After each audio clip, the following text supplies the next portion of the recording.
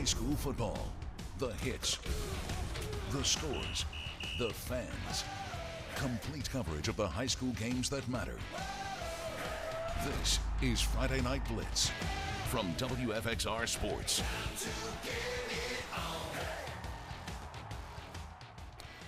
Yes, good evening, everyone. I'm Jermaine Farrell, hoping your day is wonderful and blessed. And like butter, let's get on the roll, baby, with the season premiere of Friday Night Blitz.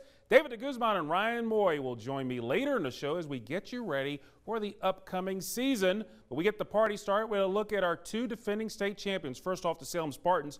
Back on May 1st, the Spartans won their 10th state title, beating Lake Taylor 28-20 in Norfolk in the Class 4 championship game. Salem's 10 state titles are second only to the Hampton Crabbers in the VHSL, as they have 17. Now, with a quick 3-month turnaround, the Spartans are ready to get back after it.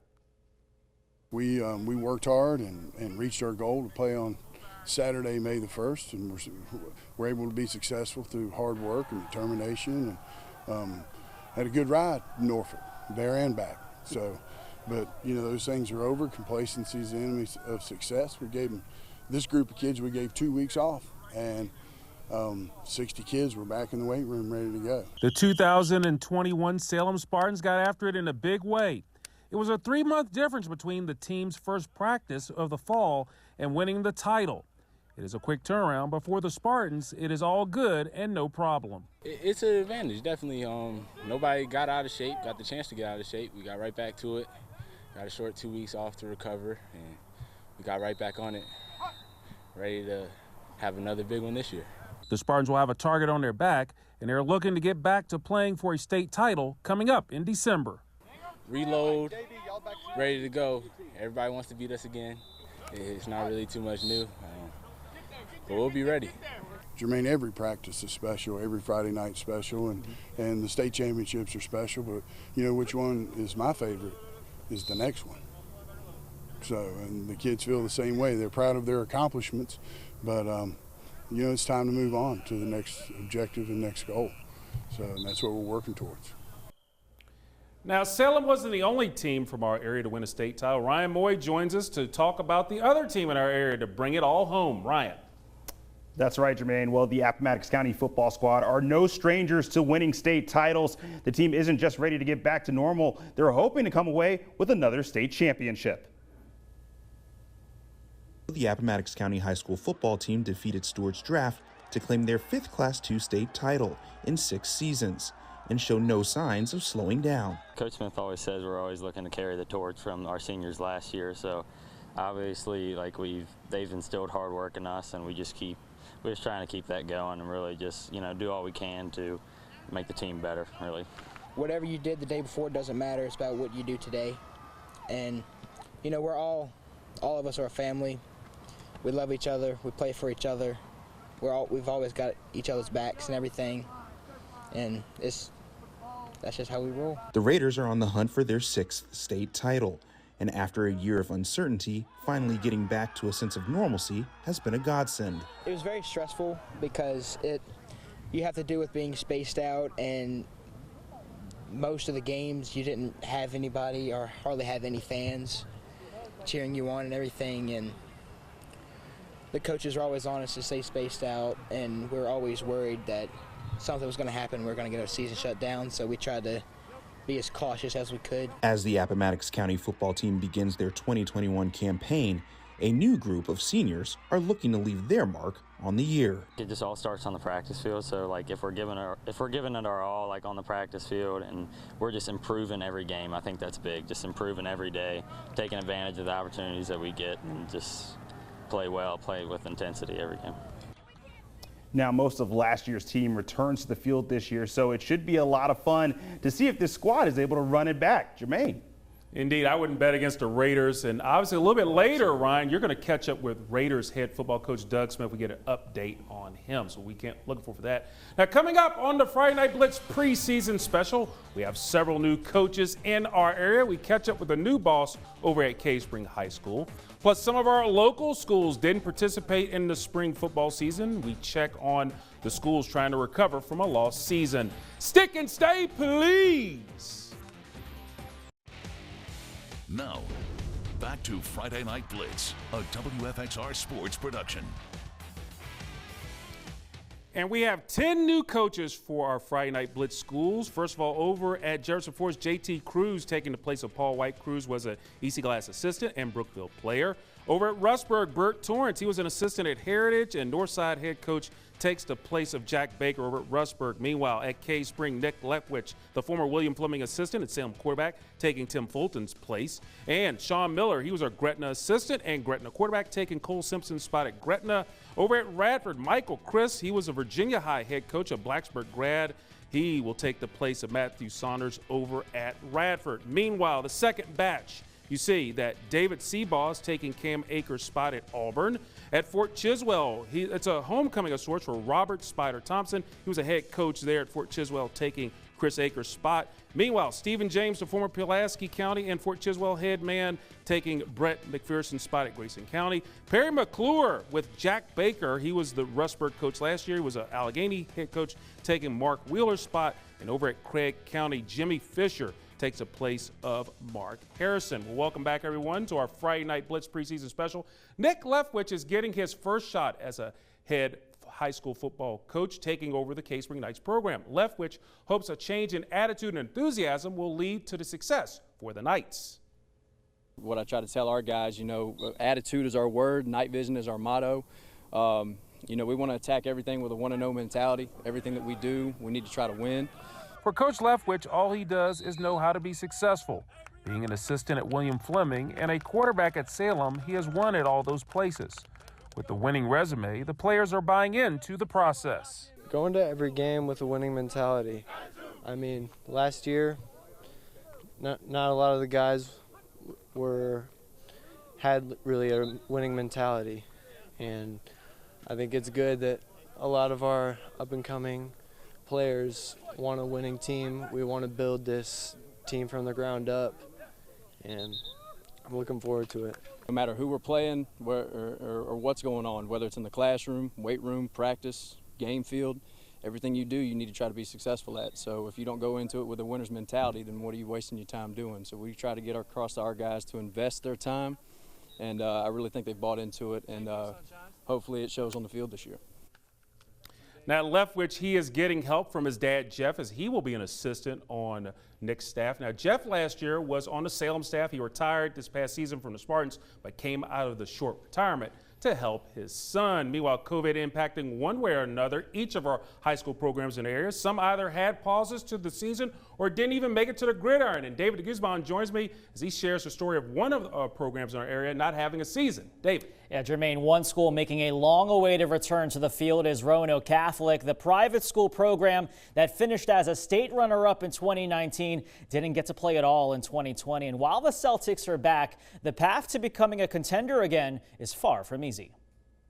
You're going to be down. We really missed the opportunity to be with those boys. That was a good group of young men. Roanoke Catholic was poised for success in 2020, looking to return to the top of Division III in the Virginia Independent Schools Athletic Association after losing in the state championship to St. Michael in 2019.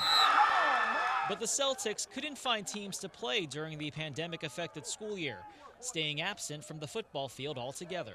A lot of them ended up going back to public school to have a season, and we just didn't have enough games to pull it together. One athlete who competed in the Virginia High School League spring season was Marquise Adams, who played for Patrick Henry before coming back to Roanoke Catholic for the fall. I feel it was very tough. We don't have the experience we would have had if we would have played last year and the opportunity. I know these guys just really wanted a season last year, and sadly we weren't able to have one. Marquise is one of the few players who bring experience to the Celtics roster, with Coach Bob Price looking for others to step up. Some of our young men go from not playing on the field to now they need to be the senior, and we're relying on them, and they need to be the leader. And that's a huge jump for them when they're not ready. Where you come down hard. Complicating Catholic's comeback is a small roster, less than 20 players suiting up in the green and gold.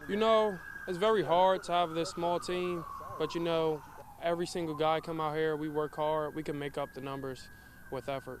Effort and enthusiasm, driving a team eager to get back to football. We need to mature as a team.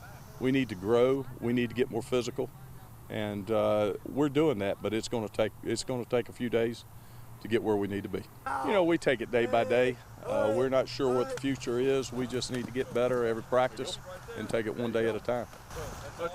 Yeah, one day at a time. They have a week. Jermaine, the Celtics do have a full 10-game schedule, starting with a matchup against Allegheny on the road next Friday. Then, of course, that long-awaited rivalry game with North Cross. That's set for Week 4 on September 17th at home. And, David, those North Cross Roanoke Catholic rivalry games are big time. We're looking forward to that. Thanks so much, David. Now, one of the other teams not to line up to play football was the Martinsville Bulldogs last season. Now, Martinsville Public Schools decided to not play any sports last school year due to the coronavirus pandemic. And for head coach Bobby Martin, it was a blow to a promising season. I think for me it was more tougher for the kids. I've learned how to adapt to stuff, but our kids really struggle.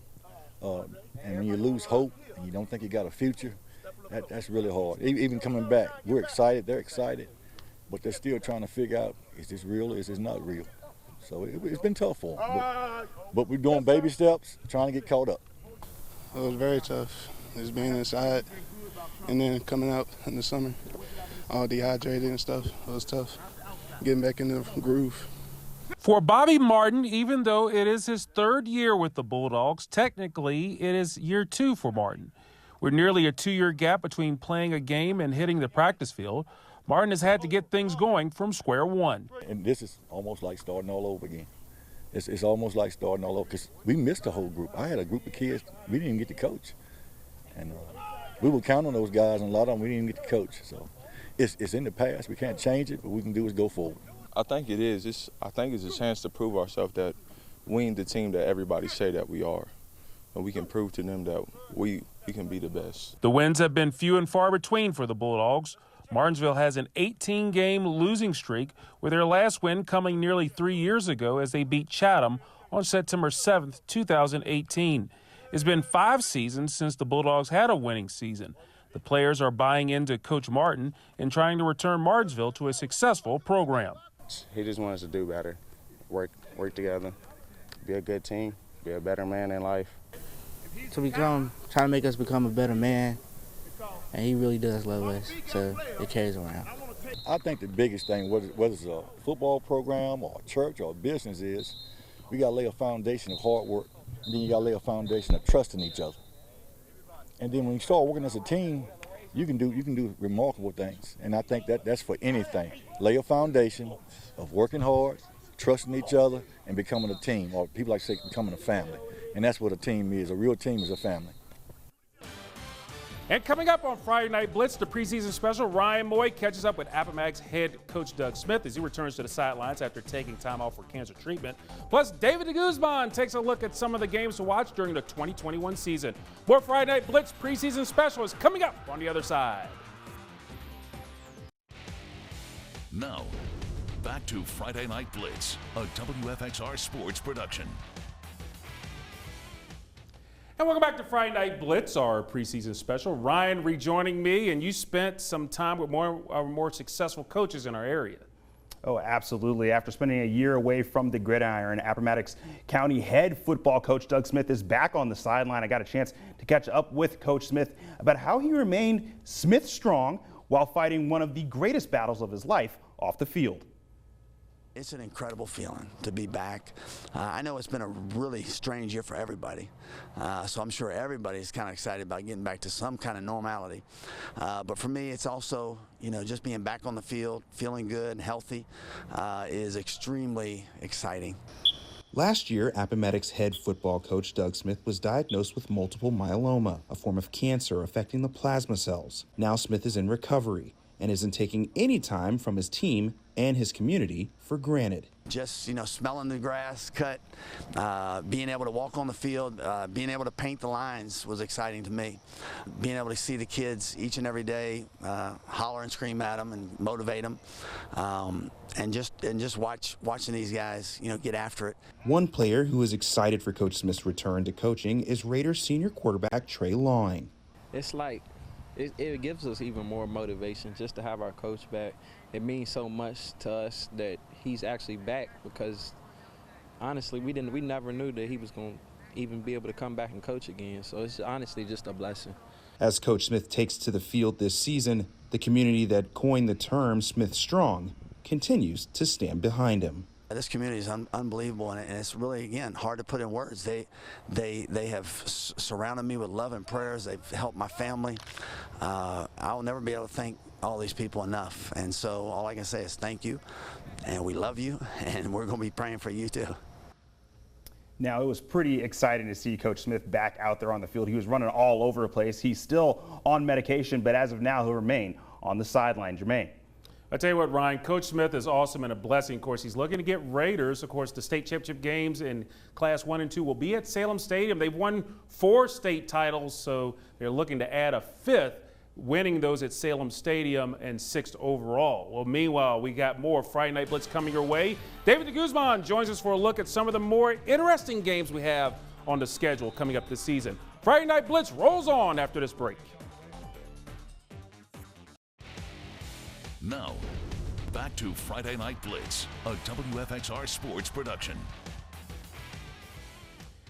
And welcome back to the Friday Night Blitz preseason special. David de Guzman rejoining me. And I tell you what, David, there are some interesting matchups to look forward to during this upcoming season. Oh, how can you not get excited with the list we're about to provide you? The pandemic-shortened spring season definitely gave us a lot of memories, but also set up a lot of storylines for the upcoming fall. And with a full schedule upon us, there's a lot of mouth-watering matchups to look forward to. We decided to do the hard work for you at home and come up with a list of the top 5 games to circle on your calendar.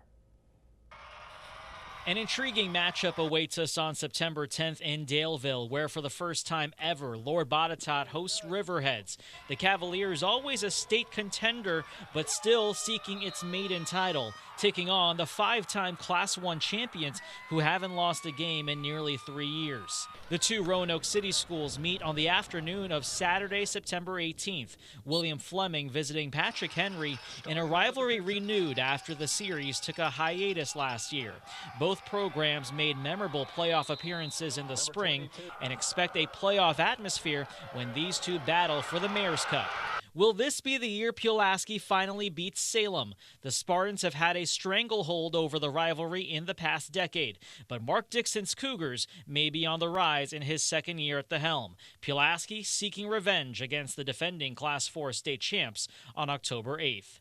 And it's going to be a Friday night to remember on October 15th with 2 super battles in the Seminole District. Jefferson Forest's new head coach, JT Cruz, hosts his former team, EC Glass. Cruz was most recently an offensive coordinator under Jeff Woody, and we'll see if the apprentice can beat his mentor.